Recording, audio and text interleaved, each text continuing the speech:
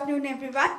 So we all are here for the roundtable, which will be on future of retail, navigating the evolving landscape and how to drive growth in 2023 and beyond. So the panelists for this roundtable are Ms. Anshu Bhogra, SVP Forever New Clothing, Mr. G.R. Srikkanth, SVP and Head Legal, Spencer's Retail Limited. Yeah, just to add, he is also director of Nature Basket. Okay. And worked very closely with Mr. Goenka on various property-related things. Okay. Mr. G.R. Srikkanth. Yeah. Director of Nature's Basket, G.R. Srikkanth. After that, we have Mr. Jaffer Panjwani, Head Legal, Metro Brands Limited. Next, we have Mr. Snehal Shah, Head Project and BD, Mart Retail Limited. Then we have Mr. Sorav Arora, GM, LFS, Ecommerce, Off-Price, B&M, Pepe Jeans, India. And next we have Mr. Sumit S. Suneja, Chief Expansion Officer and Head International Markets, Bestseller, India. Last but not the least, we have Mr. Tushar Garg, Director Commercial, Raymond Limited. And this session would be moderated by Mr. Pankaj Renjhen, CEO, Joint Managing Director, ANAROCK Retail. Let's have a huge round of applause, guys, for the panelists. So with that, over to you, sir. Thank you so much, Bhumika. Thank you so much for hosting all of us and getting us in a nice afternoon. I think probably at the right cusp of the time because, I'm sure all of us close our financial year on December 31st, March 31st. So, good to be, and I'm sure a lot of you all will be in budget planning for next year. So let's do some crystal gazing to what's happening, what do we look to do in the next couple of years, how are we looking in India. I think Bhumika has already given a quick introduction about each of us, what we do and what we represent as organizations. But before speaking, if you'd like to still introduce and share anything about your organization, it'll be helpful as well. Should we start with you, Tushar? Hi, good afternoon. I represent Raymond. What we found that post-pandemic, the ticket size has increased because there was a rush for celebrations. For this year, we have done phenomenally well. We have never done this well any time ever in our life. So this was one thing. Second thing is that the upper end demand was more than the lower end demand. The demand for higher value products was more than of the lower value products. So that was again very good. But the constraints which we face right now is supply chain, because there has been a global disruption in the containerization, and since we get goods from all over the world, from Australia to South Africa, we do face lot of a problem, and we faced lot of a problem because normal time from Australia to this place used to be 30 days, it went up to 90 days. It used to be $1,400 per container, it went up to $10,000 per container. So there was a huge problem on that. Second, there was a huge problem on energy. The prices of coal almost tripled. Because of that, the electricity prices also increased. And then there is a supply disruption because a lot of the world depends upon China and things were not coming from China. So these are the bottlenecks which we have, and some of these will get addressed in near future, but still these problems will not go away. So far, even after such a dramatic improvement in containerization, there is still a lot of problems one way or the other. China is the biggest challenge for everybody. We don't know when they are going to push in and when they are going to walk away. So the biggest thing which we as a retailer have to look at is how China is going to go forward. So far, some of the times they fly and some of the times they just vanish away. So that is the biggest thing. The second biggest problem which we as a retailer will face is capacity constraints. We in the country do not have adequate capacity. Almost all manufacturers want to work on 100% of the capacities, or rather 110, 120% of the capacities. While the world over, if we talk about any big brand, Coke, Pepsi or any other brand, they work on 70 to 75% of the capacity. So that is one big shift which we will have to look into when we are moving forward. I don't know how far the entrepreneurs will be able to invest more and get more capacity into the country. For example, if today we get an order of say 2 million meters of fabric, worsted fabric from US, none of us will be able to feed. So we are in such a pathetic state, and it is the reason that while there is China plus one and so much talk about China plus one, but actually only 0.2% of investment has shifted to India, while other places have got 4% of the investment. That's my initial thoughts. Thanks. Hi, I represent For Avenue, and we cater to a very tricky gender, women. We cater to very tricky category, which is Western wear. We cater to very tricky segment, which is bridge to luxury, and we have very tricky business metrics, which is profitability.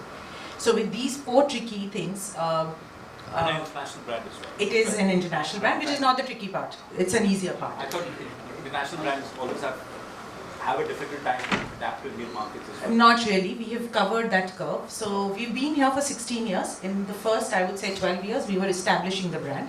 So in the retail segment, we were on the first floor, 900 square feet. But the last 4 years, the brand has been established for various reasons.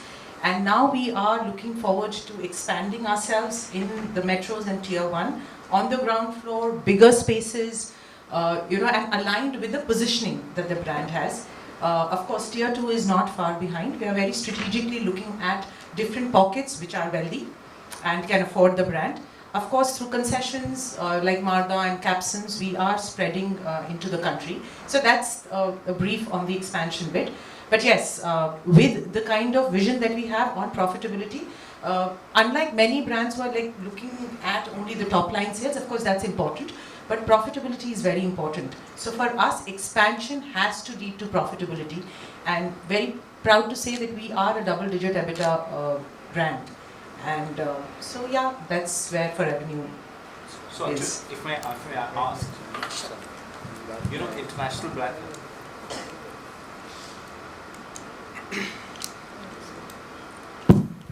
International brands, you mentioned, I'm sure there's a learning curve of 16 years in the others.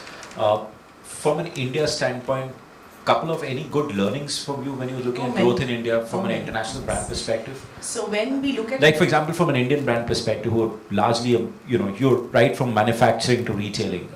He talked about and saying logistics cost, competition from China, and consumption story. But from your perspective, learning, what's been the learning curve till now? So I would say being an international brand has really worked well with us. One, it's owned by an Indian, so the understanding of the market is immense.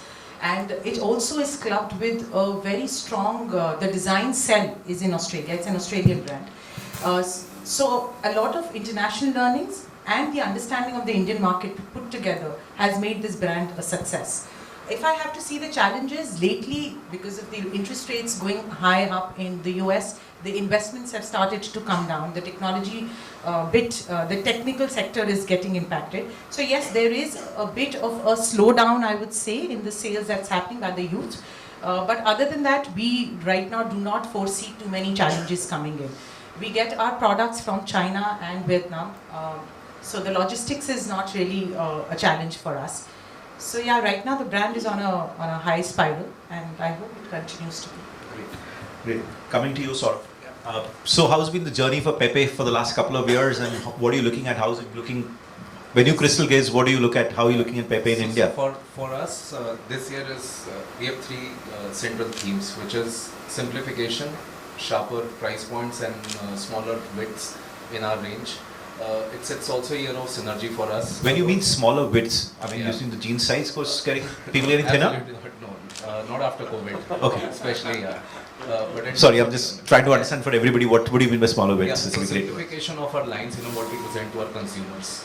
Because simplification is the key theme for us this year. And then it's synergy. So synergy in terms of our backward integration, whether it is our sourcing, sustainability forms a very, very key part of it. Because after COVID, we have all seen a paradigm shift in the consumer behavior. And sustainability plays a very, very important role. It is as real as DTC today. So any brand, who's not into building a sustainable infrastructure around sourcing we believe internally that will face a lot of more headwind than the macro factors which are pretty visible there, and that will drive scale for us. Expansion in tier 2, 3, 4 cities is again a reality for us, and we are going to expand. This is also the year when we complete 50 years. We started this brand. This brand started in 1973, and this is also the 30th year of the brand in India. So this year we see this year as a year of opportunity, and there will be a lot of expansion, primarily in tier 2, 3, 4 cities. Simplification also means cleaner, store designs, better store layouts for consumer navigation. That is very important for us. So simplification, synergy, and scale. That is how we are seeing this year. One thing I would like to add here. You see, when we are talking about sustainability, everybody talks about the sustainability, but the impact, what I personally feel is that when you are catering to a higher age group people, sustainability is not so much of an issue.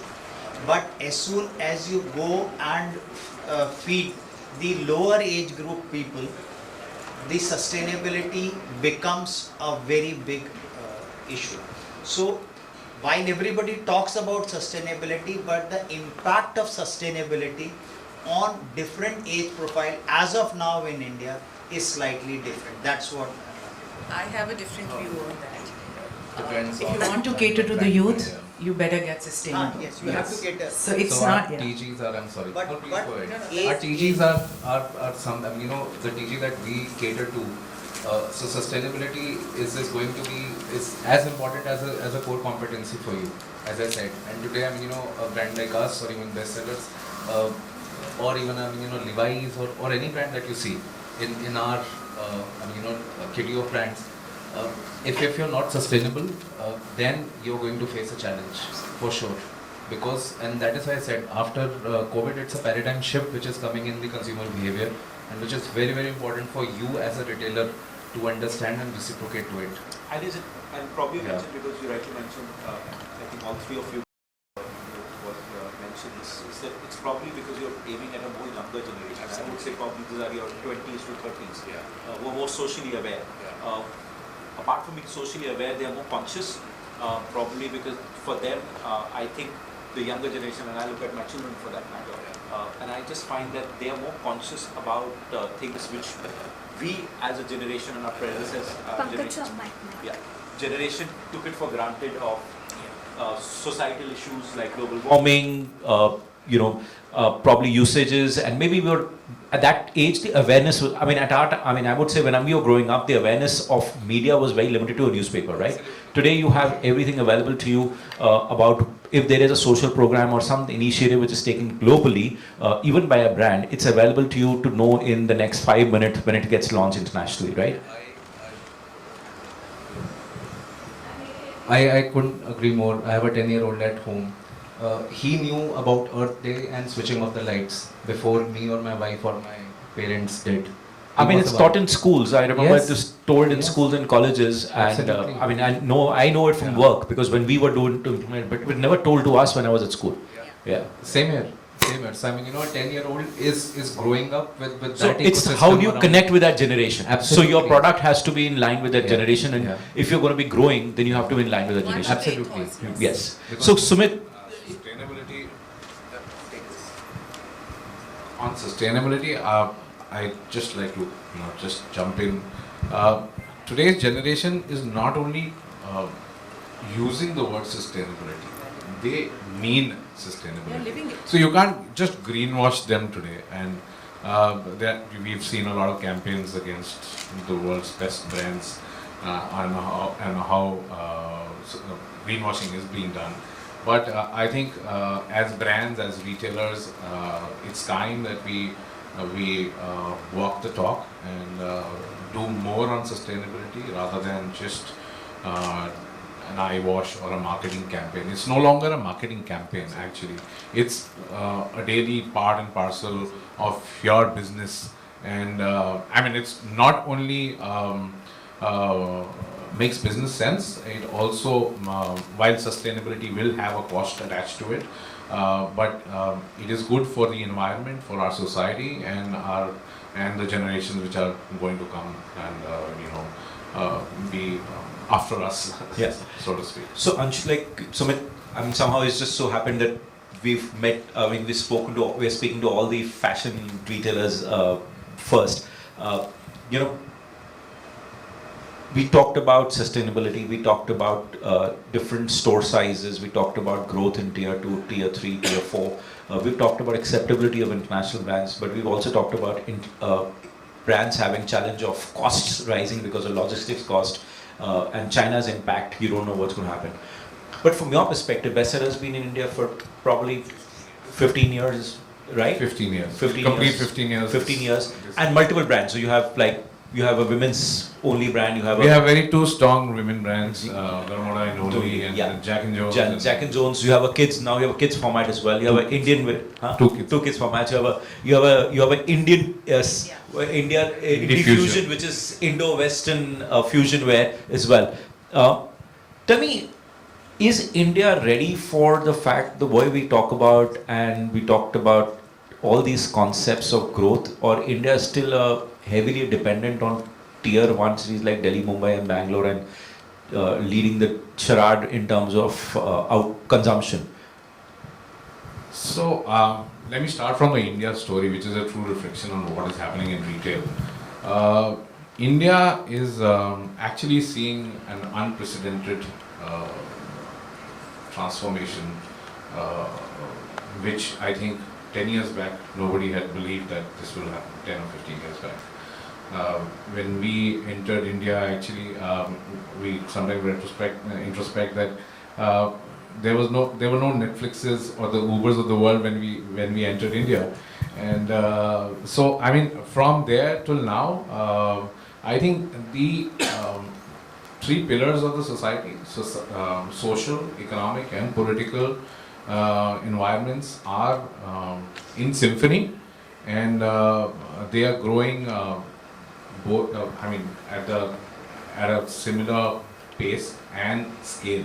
So, and it's not. It's sometimes it feels unrealistic for our generation to believe it. But yeah, so from a city perspective, I think it's the bottom-up approach. The growth is no longer restricted to the top 10 cities of this country. The tier 3, tier 4 cities are growing equally, and I think all of us sitting here in this room represent different brands or different categories in the retail business.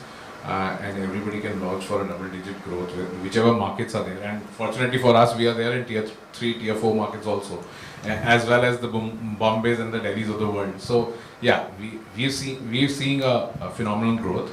Yes, there are certain headwinds, like your costs going up, supply chain costs, China becoming a disruptor.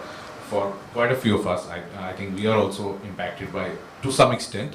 But our dependency on China as a business in India has reduced drastically, and we saw this happening during COVID, and then we obviously took steps towards it. But yeah, so I mean, I think it's a great stage to be, or phase to be in this country, and the growth will come for sure. And yeah. So in terms of fashion, and then I'm going to pick up the next segment. You mentioned Netflix, and I just feel that media is always the first one which sets the tone for the consumption story at times, right? So when you look at a series like an Emily in Paris, right, the girl who's sitting in a Muzaffarnagar also has exposure to the same quality of content which the girl in Delhi has, and both the girls may have never traveled to Paris, or can or would, but they know what's happening there in that world. But does that drive consumption? Would the India ethos changed that the Muzaffarnagar girl would see Aspire wearing that fashionable brand there Absolutely. and saying, may not be a brand, but I'm saying I can wear those loud colors and I can wear Western wear first of all. I think in India, I remember 15 years back or 20 years back, and I think I'll tell you, this is about 22 years back, and I was Mr. Nagesh, who was the CEO of Chairman and now the Chairman of Shopper Stop. And I was just expanding, and I took him to Ludhiana for a store. And he says, hey Pankaj, I'm not ready for it right now. So I said, Mr. Nagesh, I mean, you have stores in Bombay. Why would you not be ready to open a store in Ludhiana? Great market, highest per capita Mercedes in this country. You telling me the store of Shopper Stop is not ready? He says, the problem is not that the consumption is not there, but the quality of consumption is very different. In Punjab, even in the most heat, people are wearing very loud colors, even including men, and they're very well dressed as well. He says, so typically our supply chain is not yet geared up to make that customization, or the categories are not that big. This is about 22, 23 years or 24 years back. But is that changed today in consumption? Can I answer that? Yeah. So, Pankaj, you referred to women wearing loud colors. I think the dynamics have completely changed. Look at what men are wearing today. Men are wearing, irrespective of the gender they belong to, they are wearing the reds and the yellows and the pinks of the world, and they don't care, and they carry it but very in well. tier 2 and tier 3 also, will the girl or the guy, I'm saying even gender doesn't matter, but I'm saying, will he wear the same trendy clothes? You think, will they wear what's getting sold in Delhi? I was looking at a video day before yesterday. In that video, this gentleman made a remark that every minute 30 people move from a tier 3, tier 4 city to a metro city. Every minute in this country. And they are moving here for obviously betterment of their lives, livelihoods, and they're watching and they're seeing this day in, day out. And I firmly believe that fashion has evolved across cities. It's no longer restricted to the Bombays and the Delhis of the world or the Bangalores of the world. I think the Raipurs and the Siliguris of the world are equally fashionable as people would be. Maybe the quantum of people is less, but I think fashion has arrived in those smaller cities also, and it's here to stay. I'm sure you can vouch for it. I'll add on to that. So the difference is not only in the taste of tier 1, tier 2. The difference is in size. A Punjab customer will wear a bigger size. The difference is in the height. Siliguri customer is shorter. So for a brand like us, it's an opportunity. We do not see that we have to put the entire range, the same range across all the... So is the supply chain geared up today to cater to these small, different markets in India as well? Absolutely, and not only supply chain. Our designing, our product, everything, merchandising, everything is very different depending on the regions. For example, when we identified that Indian height, the average Indian height of a woman is 5'2", and we are actually giving them an Australian silhouette, which is geared for a customer who's a 5'7" or a 5'6". We had a capsule called Petite, we still have it, which is catering to a customer who's less than 5'3.5". And it's rocking. 13% of my stock is giving me 25% of the sales. So we see these differences as opportunities and not as constraints.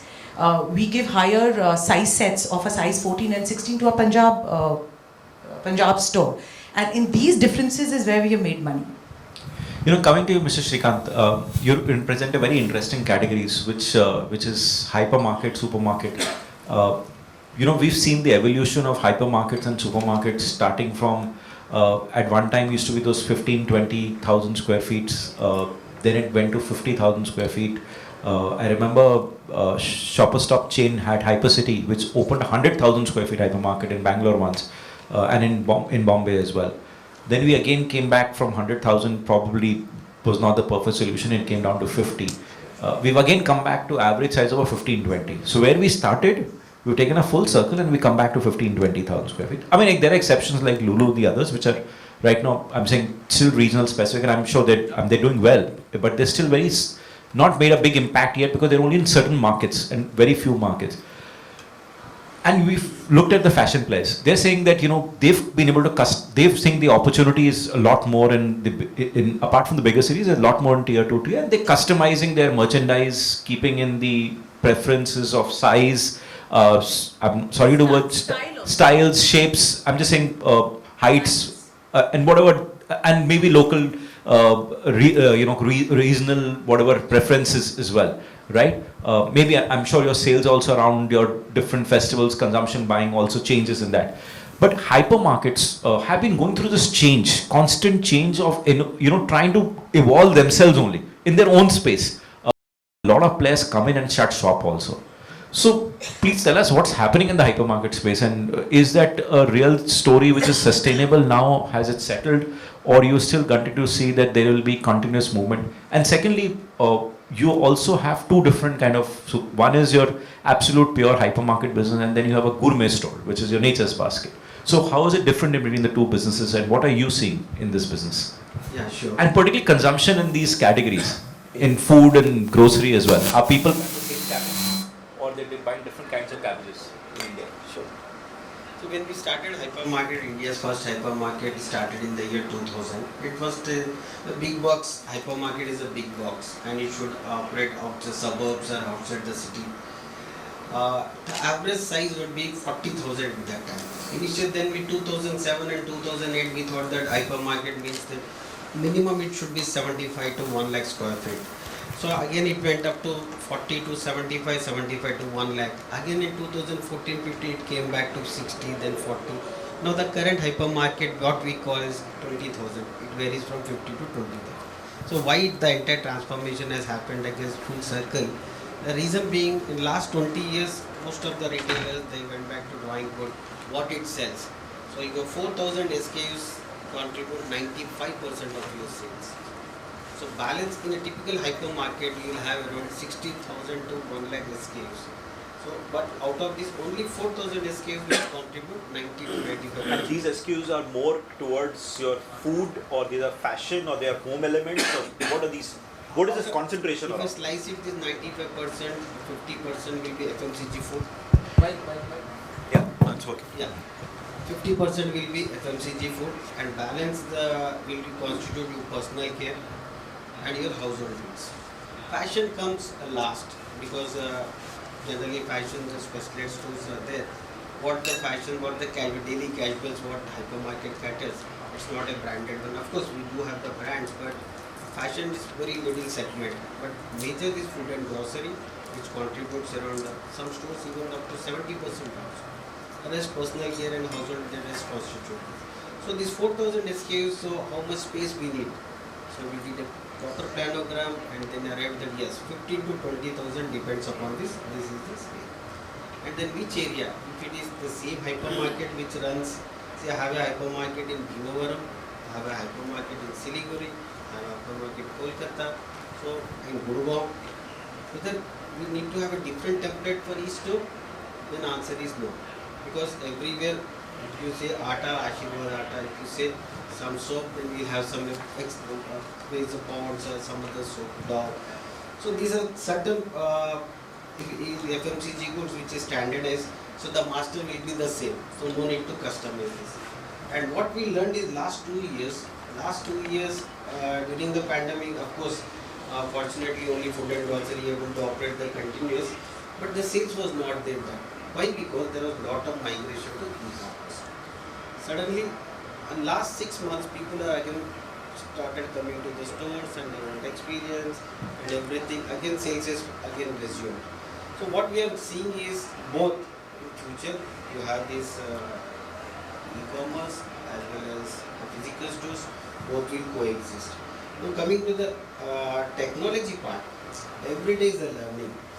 See, 1 week before we have a chat GPT and today we have a chat zero. Today we have a chat zero, the new AI app which says that which is developed by artificial intelligence, that can, this app will be assess this, which is the text or which is the module prepared by chat GPT.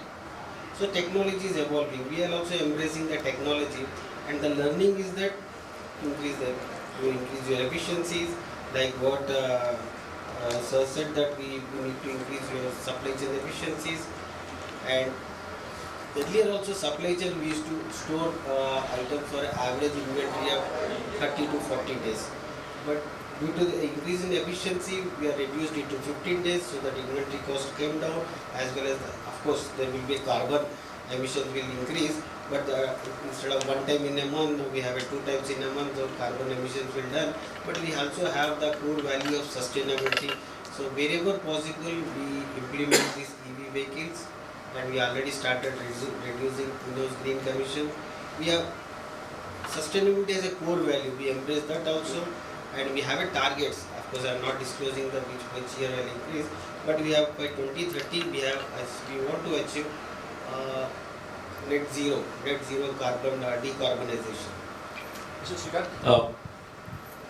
When I look at fashion, and it's come back significantly after COVID, fashion shopping particularly, customers are going back to the retail stores, retail malls, high streets, or wherever they are. Because they're going back and they realize that the experience shopping is also all about incidental, is all about experience today. So they're going back for the experience.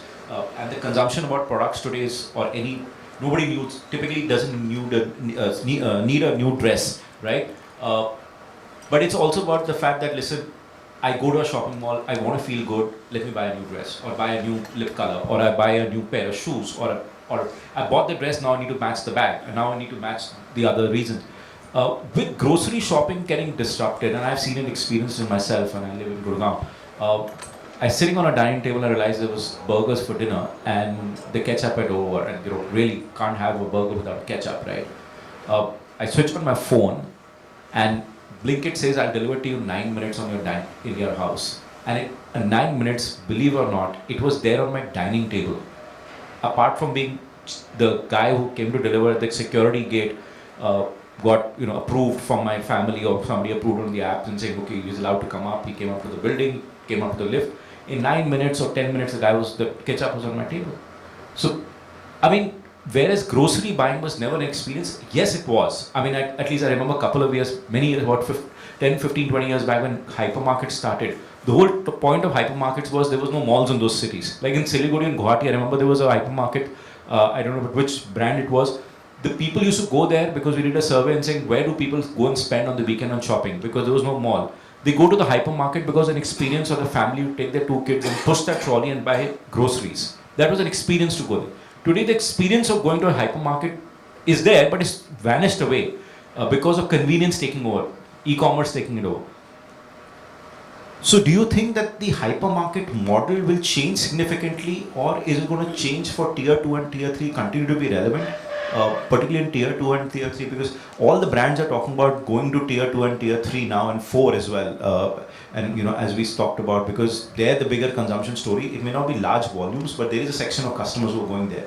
So is there a story there which is very formidable for grocery shopping, or are we going back to saying that it will be a mix of hypermarkets, or supermarkets is a new format, or is it technology-backed supermarkets? What is it going to be? And when we see this in Amazon, I'm sorry I'm taking a little longer. We see this in Amazon internationally. We see a store where the person goes, there is no checkout. You typically keep picking it up, and you have your phone on, and you just walk out, right?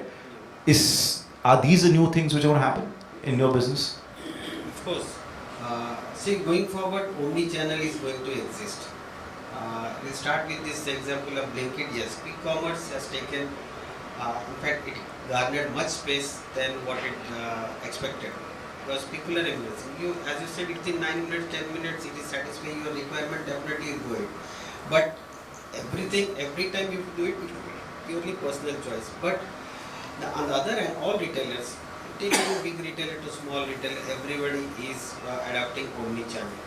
I may not deliver in 9 minutes, but definitely I'll deliver in 30 minutes. I'll deliver not only e-commerce, I have come up with a new channel, like you call a local kirana, just send me a milk packet, and definitely there will be a milk packet, because without any delivery charges, without any packing charges, 20 rupees, because that's what customer needs. If I deliver today a milk packet, tomorrow you come for an atta, tomorrow you come for something else, because it's my loyalty. I'm not giving any reward point, but I'm engaging with you. This is one aspect. Conventionally, kirana stores will become a kirana stores. If it's e-commerce, yes, I'll be there on the e-commerce space. If it is a quick commerce, I'll be there with quick commerce. not with 9 minutes or 10 minutes, but certainly in 30 minutes. So all, whatever the modes, avenues coming in technology, revolution, technological front, we are embracing everything and we are accepting everything, and everything will remain coexist. Like after Netflix, people think that what happens to the PVR, INOX of the world. Everything, both are existing. Same thing has happened what computers or what television was there. Of course, there will be an impact. Those who are not adapting or not accepting fastly, there will be certain hurdles. But those who are accepting, they are going along with the wind, they may be able to satisfy. They will be able to satisfy the needs and customers, and they will be in the race. So I am a customer of Nature Basket and I also order a ketchup on the Blinkit. And I feel there are two very, very different needs. If I need to have a nice therapeutic experience of shopping for groceries, I go to Nature Basket. But yes, that need is also being met. So I think these are two very, very different needs that are being met by different formats. And I think also probably it will also happen in my this thing could be my opinion as well in saying that a lot of the places the nature baskets, and I'm sure Srikkanth knows is they are looking at more carefully is they are also evolving as formats today. And you know, one of the players whom I was thinking goes in this business and some similar to what Srikkanth, he was saying today that the the restaurant, the F&B store, which is the grocery store, is not about the product buying. It's about in saying I want to cook, say, an X recipe today, right? How do I get the recipe, and how do I get all the ingredients, and how do I know what measures to do, and can I cook it here and probably put it on Instagram alongside that I'm a chef my own, and also celebrate that as well. So it's, I think, a lot more about making it very individualistic. Earlier, I think the hypermarket and supermarkets were also very family run in terms of it was a family experience to go and shop. Like I remember two kids, young kids, and typically this was a Guwahati supermarket, I think it was, hypermarket, and I think it was a big bazaar where people used to go there in saying it. I asked a couple of people who were serving for a mall and they said, where do you go? हम Sunday को अपने बच्चों को big bazaar लेके जाते हैं, and they put a nice candy machine and a popcorn machine outside.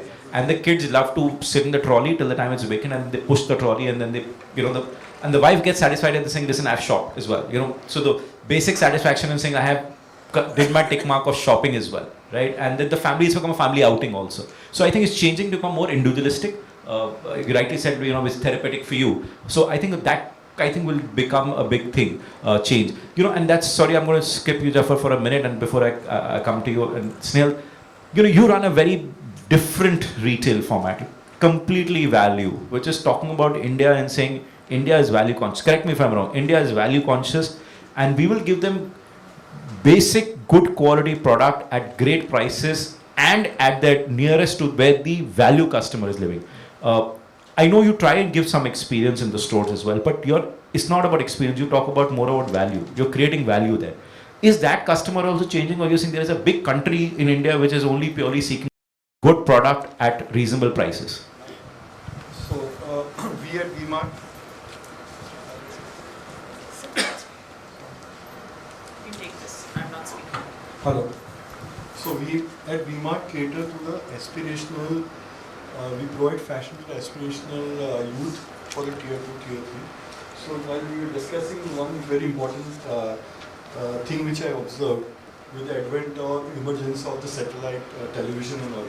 So 2004-5, the fashion which was at the tier 1, so the leftovers we used to pass on to tier 2, then slowly to the tier 3, and then to the tier 4 markets.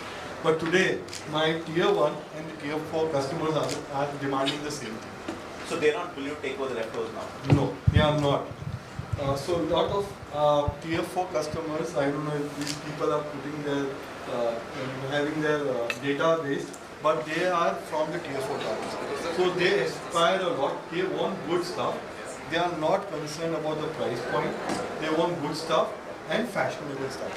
And they have a good knowledge, sense about the fashion which is going on, which I might not have staying in Bhogra, but when you go and speak to those people at the down, well, I've been to a place in 2007-8, it was a small town in Bihar.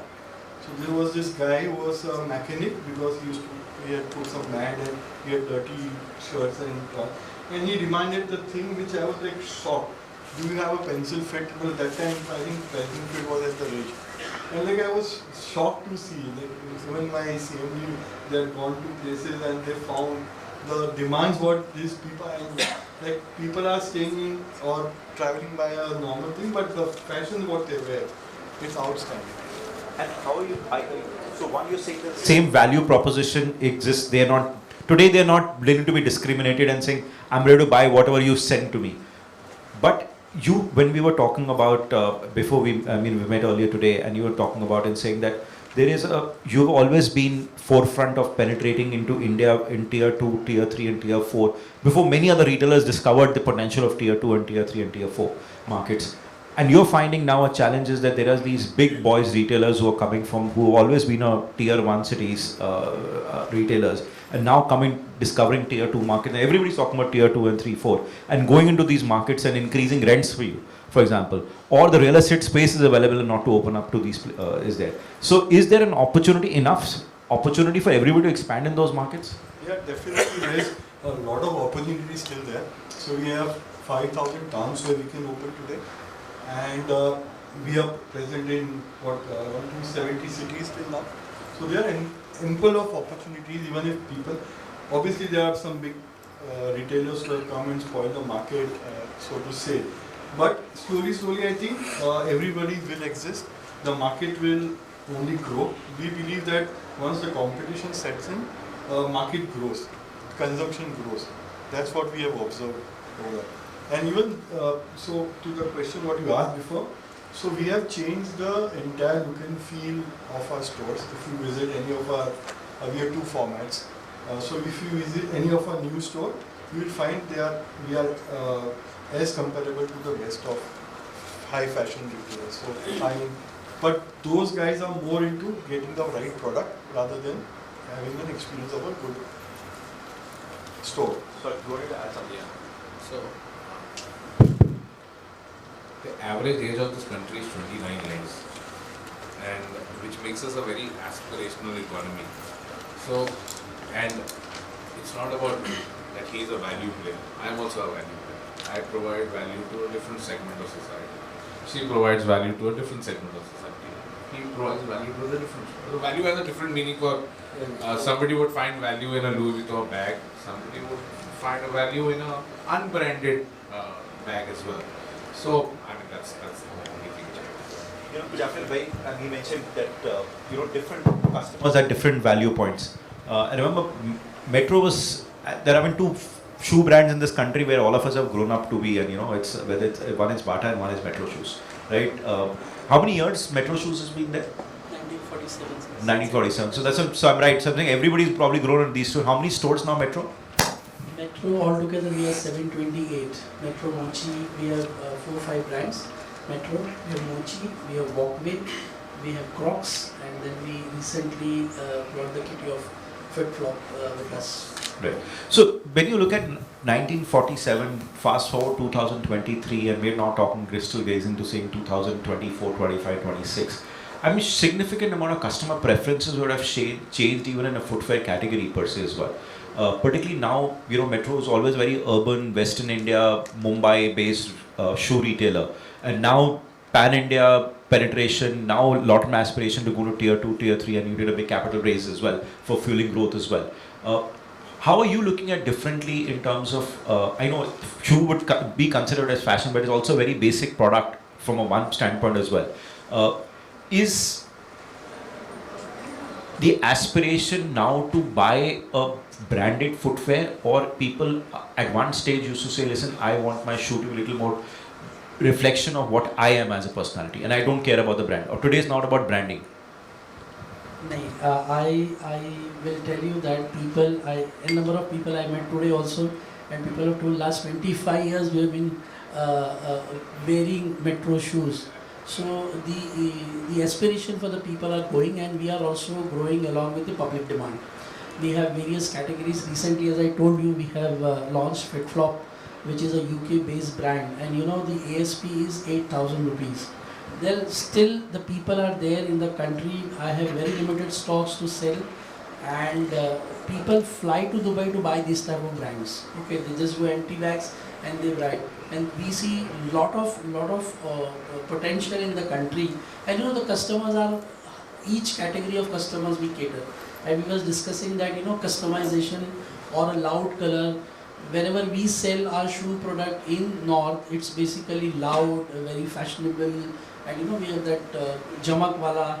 But when we go to Northeast, the sizes are small. When we go to South, it's an open category where people prefer to, because of the climate, they prefer to wear an open category.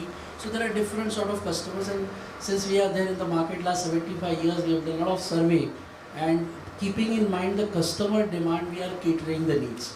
So people definitely would like, and there are different categories. We have a value brand called Walkway, where the college goers, the youngsters, they want to wear and change every 6 months.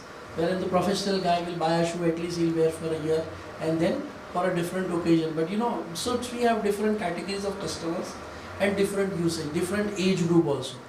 So the growth is there, and then the demand is still growing, and we are 78. Last quarter we opened 48 stores in the country, and we also discussed about the tier 2 and tier 3 cities. We are also expanding, we are penetrating in India.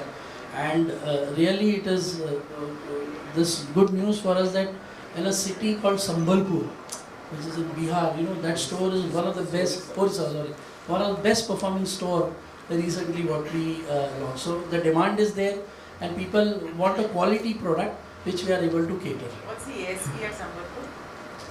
The ASP remains the same. And it's a metro format. It's metro. not a mochi. No, it's a metro. So mochi is your more value. Mochi is not a more value. Metro is basically more of a professional and all. Mochi is trending. Like we have colorful, we have separate designs. Okay. So it's Right. so colors and combinations and everything you will get it in Mochi. Okay. Metro is mostly a formal and Your a traditional high- shoe yeah. store, which you get blacks and Yes. browns Yes, and the. But tell me, when you're saying Sambalpur is one of your, suddenly you realize it's a big store.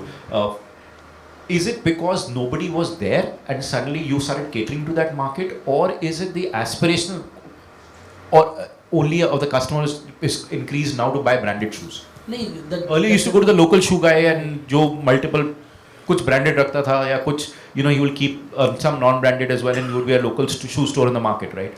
Is it because the preferences have changed, or is it an unexplored market? Nobody had gone into that territory. It is an unexplored market. We always try to penetrate in new cities. Still currently we are only in 162 cities. We want to penetrate in tier 2, tier 3 and reach up to 500 cities in the country. So the potential is there, and people want to buy something new. See, previously the demand was that people were very happy when this social media was not there, the reach was not there.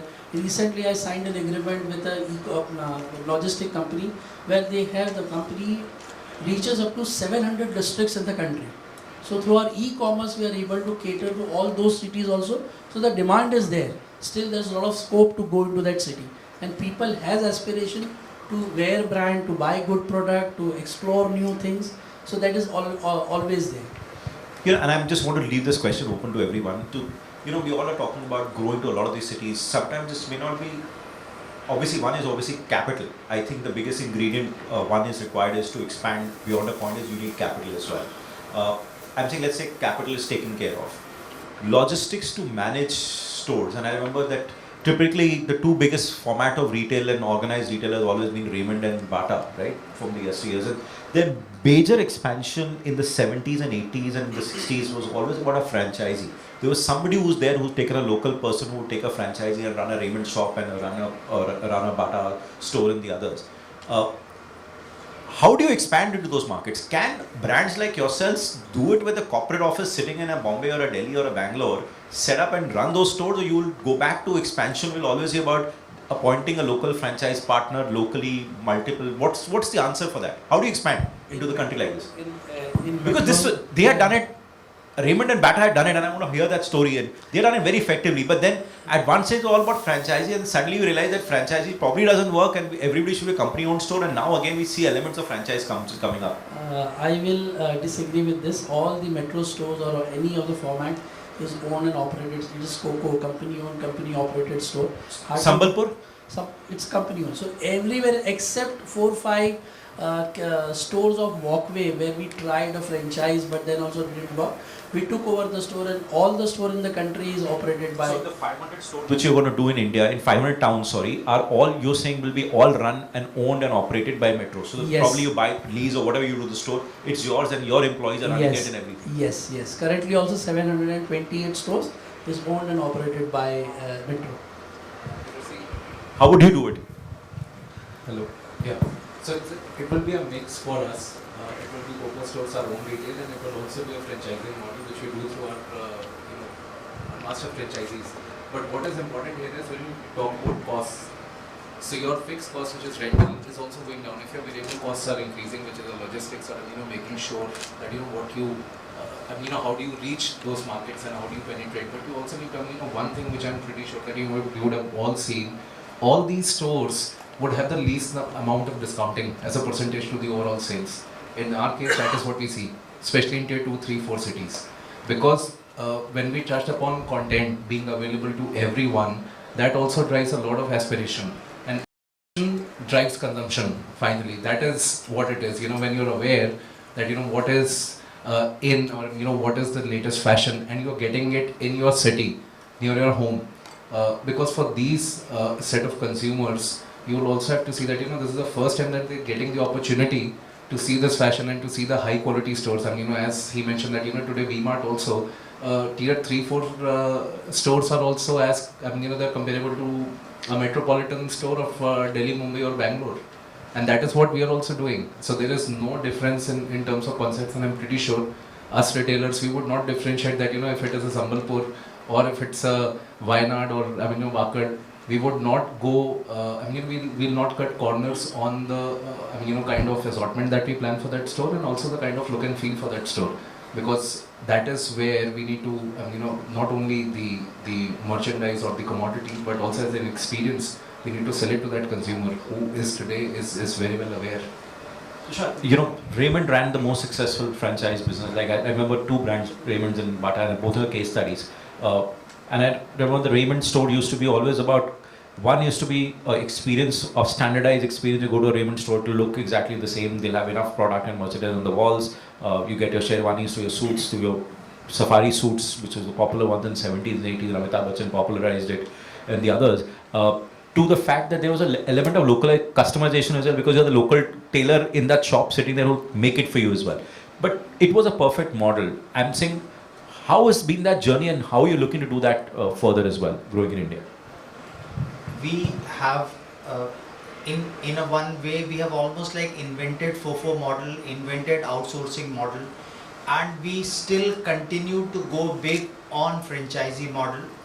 It is not only about the capital, it is also about letting the company know what is the current fashion trend, because the franchisee there, he becomes our ears and eyes to the ground, like this is what the people are demanding in that place.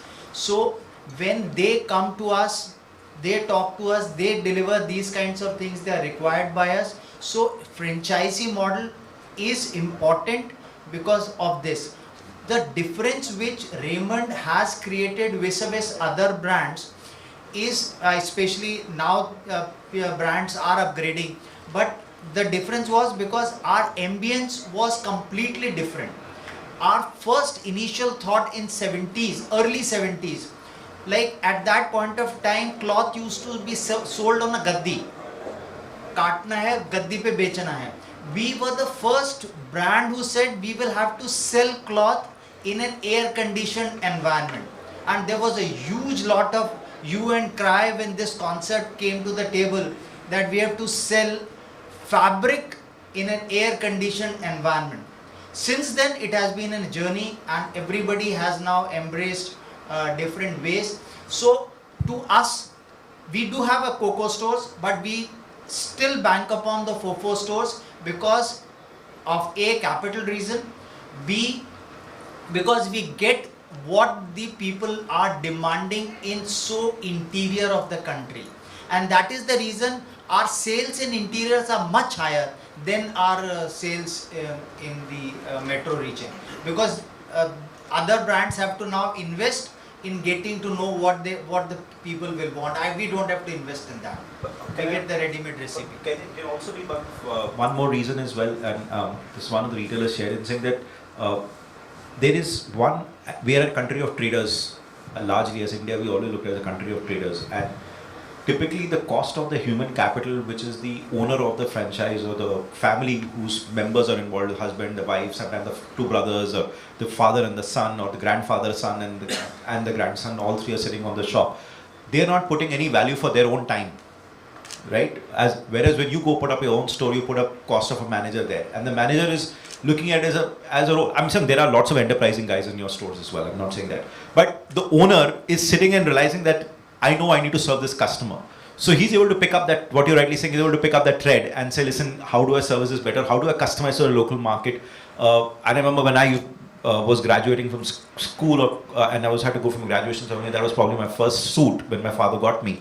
The guy with the Raymond store knew my father because my grandfather was kept going to him. He knew my father, he knew exactly what the taste was, he knew exactly what the preferences, and he knew what is the kind of price segment this family would buy. He would not buy, they would buy the middle segment. So you would typically end up showing that. So that customization, probably the cost of human talent which is available, which is not attached to it, isn't it a big boon for franchising? You see, I give you my personal story. My son, he was just about to go for his first job interview. At that point of time, I went to a cocoa store, selected something, could not see anything, and we came out frustrated. Then we went to a franchisee store. There the sales manager was known to me. He said, "Subah 9 baje aapko sab mil jayega. Ab aa jao." And the way because he knew exactly when a kid is going for his first job interview, what dress, what color code, what tie, what he will require. In 15 minutes, he was ready with everything. So that is the value which franchisee brings to the table, which otherwise our organization will have to spend crores of rupees only to know what is the taste of the people. We are not investing so heavily on these aspects. It comes naturally to us because people tell us what is going to and second very important thing here, where lot of brands miss out, is our franchisees are making money. In most of the cases, franchises don't put up their best because the franchisees are not making money. But in our case, all our franchisees are making much more money than what we are making. Jaipurias of Varun Beverage is one of our franchisee and a very reputed franchisee. So you can just imagine that people have grown with us. And the similar thing goes with our manufacturing capacity and capability. We have groomed people who were just a lakh or 2 lakh rupee thing, and now they are doing a turnover of 500-600 crores of rupees only with us. They are doing only Raymond, but 600 crores of turnover they are doing with us. So the thing is, we have to be a giver. We have to understand that if you have to grow, they have also to grow, and when they grow, they will make you bigger. So Anshu, do you see, Anshu and Pankaj, so sorry to disturb, just last 10 minutes. yeah, sure. Anshu, do you see your brand opening franchise? Wrong person you're asking. We have 40 stores right now, and I give a lot of credit to what Tarun is saying.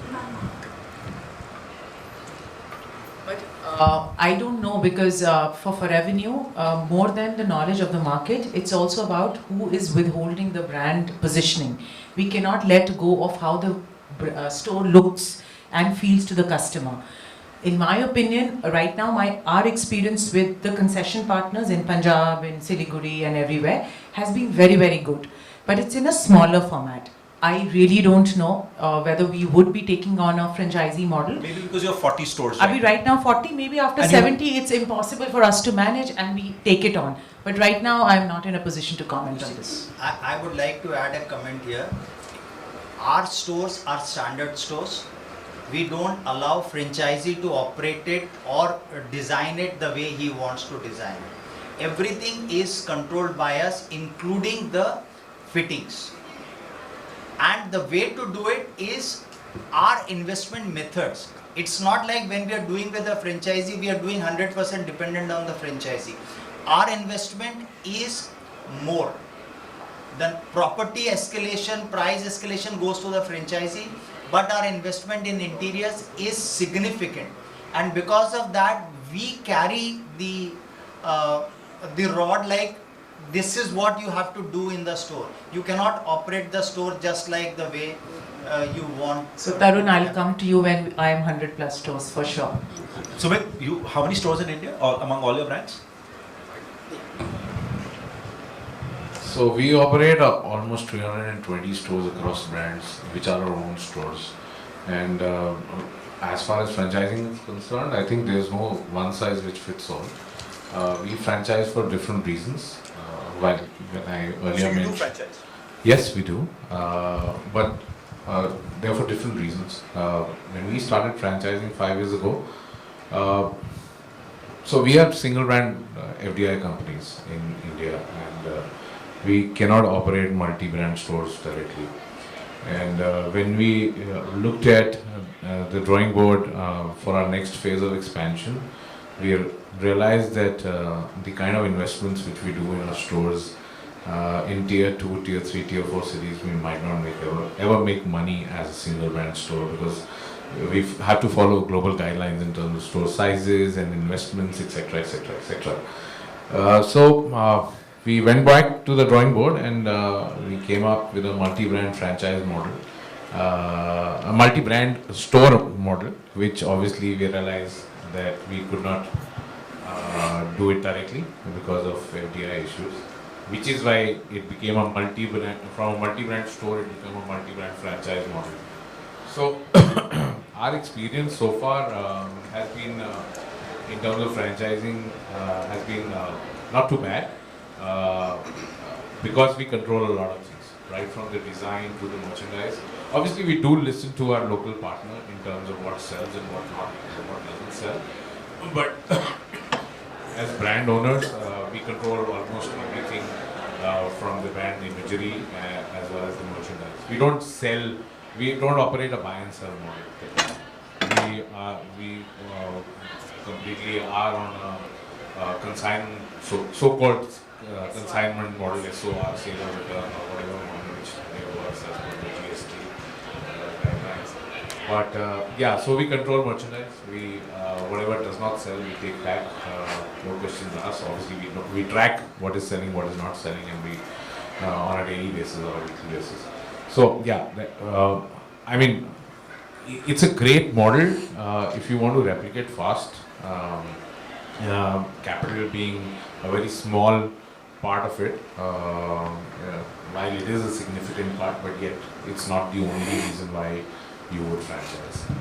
Great. Since we're in the last fag end, I would leave the table open for any last comments on what do you think, any else where we can add any feedback for all the participants as well in terms of your anything which you think is critical for us to look at in the next 2 or 3 years. Anybody wants to mention about anything which is going to impact us globally because of global headwinds being little strong? Do you think are we protected in India or insulated, I would say? I firmly we'll continue to buy our jeans still. Absolutely. I mean, you're most welcome today evening to go to my store and buy. The reason why I say this is because our economy is being driven by internal consumption. 2/3 of our GDP is internal domestic demand. So I don't think we will face a lot of challenges. Yes, there will be some global headwinds like your logistics and supply chain costs going up. There will be these headwinds for sure coming in, and I think we need to brave ourselves and be ready and find alternates to our business, because at the end of the day, we have to control our business. I mean, nobody else will come and control our business. Convert them into opportunities. Yes, absolutely. We've converted COVID into an opportunity, I'm sure. So you're saying COVID was a big reset for almost all of us. I mean, it changed the way we do business, so to speak. And it's been a great learning curve since then. And I mean, since COVID, I think nobody has complained that there is no growth. Everybody's talking about double-digit growth. How did that happen? Because we did reset our business in spite of such a big turmoil which we all had to go through. All of us, I mean, whichever we changed section the of way the we society. started living and thinking about things, right? Absolutely. No, great. Thank you so much. Really appreciate it. I think great learning, and I think we had a diverse panel of different businesses, and I think great to hear from each of you. What's been the strategy of what you've followed over the couple of years? Some of you have been here a couple of years, some have been there for many years as well. And how we're looking at the next 3-5 years. I think the biggest takeaway is 2-3 things which really come out is one, consumption story is very much intact. So I don't see any challenge in the consumption story. The second is big impact. The thing is that India has definitely gone beyond the tier 1, Delhi, Bombay, Bangalore, Chennai, Hyderabad and Calcutta's, Sambalpurs of the world and the Wakars of the world and Kakinadas of the world are the new markets which a lot of brands like Metros and V-Marts and Nature's Baskets and even Jack and Jones and Pepe's and probably Anshu for you as well. 40 stores, I'm sure there's a lot more roadmap to be covered, right? And Raymond's has always been there. So I think probably Raymond's shop you will probably get in every city and town which you visit, right? In the center market, there'll be one market in that city which... so you'll always find that. So I think you already had the expansion, now it's always big. So I think the opportunity still is big, and I think one big thing which has happened is you rightly said, is it may be requiring a certain customization in each market because of regionals, preferences, and if it's fashion in terms of how the people are there in terms of regional as well. But I think by and large is the aspirational value remains the same. So the girl or the boy who's growing up, who's 25-year-old, he has the aspiration to buy the same product as his cousin or his friend or the Emily in Paris or his friend or his cousin who was born and brought up in Delhi or Bangalore or is working in an IT company in Google. He looks up to her and he or she and say, listen, I will buy the same product. So I think that's a big thing as well. Secondly, there is, I think we're fairly protected from the international world, but there will be some challenges for each of you which will have but that will be more operative challenges, that not be frontline challenges in terms of consumption. There will be more operative challenge in terms of raw materials, logistics, delays and the others, which I think, as you rightly said, COVID has taught us how to be resilient and to take calls and situational calls and how to manage at that point of time. So really appreciate it. Thank you so much.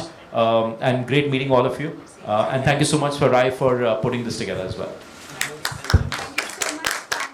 It was such a wonderful discussion, and as you people rightly, one of the panelists said, if Netflix is existing, even PVR is existing with that, and how the franchisee model can be beneficial, and with that, what ma'am also said, that converting challenges into opportunities. That was really a superb discussion, sir.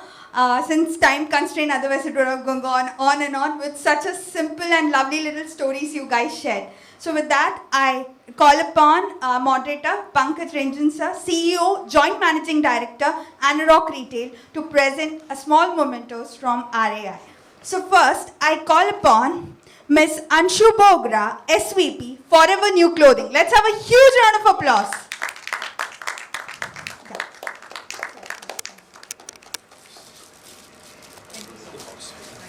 Sir, excuse me. One photo.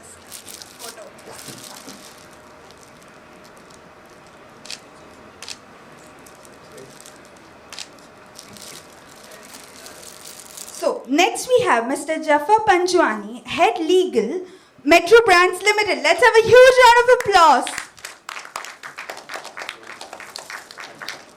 Okay, sir.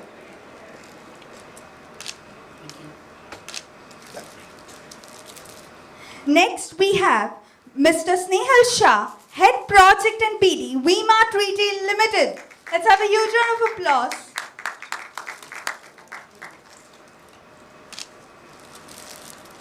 So next we have Mr. Sorav Arora, GM LFS, Ecommerce, Off-Price and B&M, Pepe Jeans, India. Guys, huge round of applause.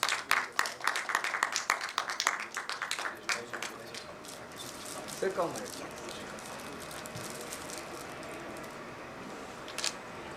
Wait.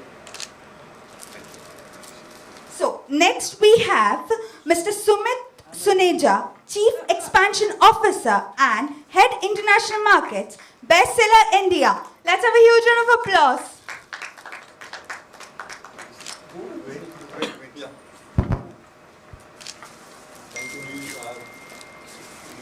Guys, and last but not the least, we have Mr. Tushar Garg, Director, Commercial, Raymond Limited. Guys, let's have a huge round of applause.